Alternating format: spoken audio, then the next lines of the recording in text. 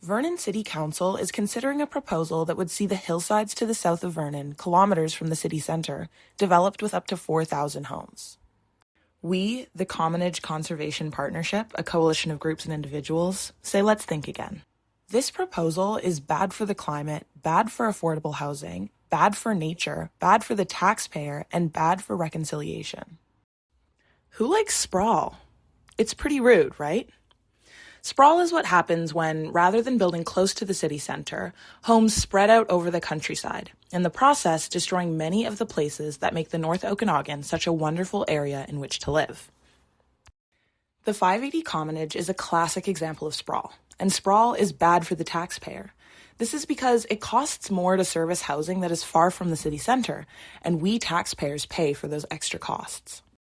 Taxes for extra water and sewage lines, roads, and other infrastructure for a spread-out community are higher per household than for a denser, more compact development near the downtown core, where infrastructure is already in place. As the years go by, infrastructure maintenance, summer and winter, will cost everyone in the community when it needs to be repaired or replaced. Important concerns about this infrastructure include, where will the water come from, especially in a drier future climate? How much will it cost to pump it up the hill? Will the sewage treatment plant be able to handle the increased load?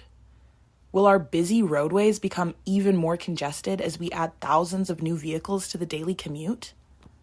Last but not least, the proposed development is in the wildland-urban interface, the area where human development meets or mixes with wildland vegetation.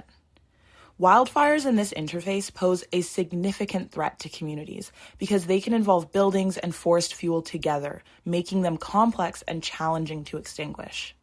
In this era of increasing fire risk, this development would increase the difficulty and expense of protecting Vernon from wildfire, more cost for BC's taxpayers.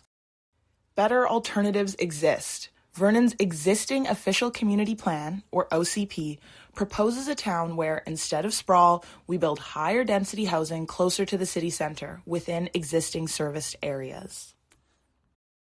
Not happy about the proposed 580 Commonage development? Here's what you can do. Write a letter or email directly to Vernon's mayor and council, or come to the council meeting where a decision about this development will be made. For the latest news, see nonc.ca/advocacy.